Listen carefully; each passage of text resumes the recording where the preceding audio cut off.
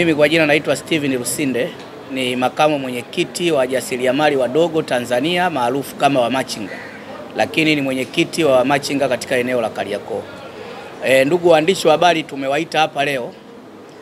Sisi tuliopo hapa ni makundi maalum kwa ujumla wake ambao tuko chini ya Wizara ya Maendeleo ya Jamii, Jinsia, Wanawake na Makundi Maalum. Kwa hiyo tuko hapa bodaboda, tuko hapa bajaji, tuko hapa machinga na makundi kadhaa ambaye tunafahamu kwamba kesho tarehe 29 mwezi wa 10 nchi yetu Tanzania tuna tukio kubwa sana la kihistoria. Lakini tukio la kesho ni tukio la kikatiba. Ni la haki ya kimsingi ya kila Mtanzania kwenda kuchagua kiongozi anayemtaka. Kumekuwa na maneno kadhaa. Kuna watu wamekuwa wakitusemea kwenye mitandao, sijui machinga, sijui nani. Sisi wa machinga tumeungana nchi nzima kuhakikisha kwamba tunaenda kutekeleza adhima ya kikatiba kesho tarehe 29 kwenda kupiga kura. Na leo ni waombe wafanyabiashara wote machinga, kesho tarehe 29 asubuhi na mapema wote tuamke, twende kwenye vituo vyetu tulikojiandikisha, twende tukatimize azima ya kikatiba. Nchi yetu inaongozwa kwa katiba, sheria, taratibu na kanuni. Lakini pia hatujawahi kuona nchi ambayo inakwenda bila kiongozi. Kwa hiyo lazima kesho twende tukafanye uchaguzi ulio huru na haki. Na sisi hatuhitaji kusemewa na mtu mwingine yoyote. Sisi tulioko huku mbele ndio tunayosema, sisi ndio wa machinga.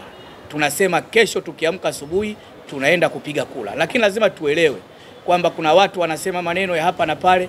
Kwa mfano, ukimzungumzia machinga, maisha yake yako barabarani. Unawazaje kama kesho barabara zitafungwa na kesho kutwa huyu mfanyabiashara ataenda kufanya biashara wapi? Kwa hiyo sisi tuna uhakika uchaguzi wa kesho tunaenda kupiga kura, na tumekubaliana wa machinga nchi nzima tumekubaliana kesho na mapema tunaenda kumaliza, tunaenda kupiga kura kuhakikisha tunatimiza azima kikatiba. Kwa jina naitwa Dhulkif Livingstone Kimaro, ni mwenyekiti wa maafisa usafirishaji kanda ya Buguruni, lakini ni mjumbe wa bodi ya SACCOS ya maafisa usafirishaji mkoa huu wa Dar es Salaam. Wako watu ambao wanatuwekea maneno mdomoni sisi kama maafisa usafirishaji kwamba sijui tutatoka, tutaenda pale. Huo ni uongo mtupu, na sisi kama viongozi na nyinyi wananchi mmekuwa mashahidi kwa namna tulivyojitoa, lakini kwa namna ambavyo serikali imekwenda kutekeleza kwa ukubwa wake ile sheria ya utawala bora wa ushirikishwaji.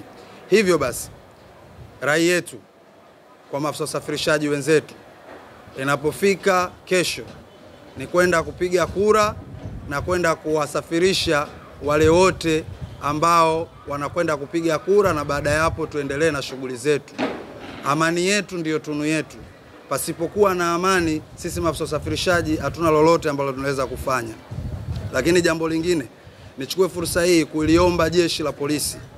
Narudia tena, nichukue fursa hii kuliomba jeshi la polisi kwa wale wote watakaojitokeza kwa namna moja au nyingine kwenda kuvuruga amani ya nchi hii, amani ya wilaya hii na amani ya mkoa huu, basi jeshi la polisi likatumia ile sheria ya sheria bila shuruti. Kwa majina naitwa Benadeta Dietrich Kinyelo, ni dereva wa bajaji kwa upande wa watu wenye ulemavu.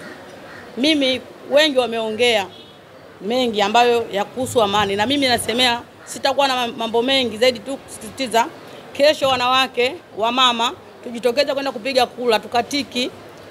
Tukishamaliza kutiki turudi majumbani kwetu.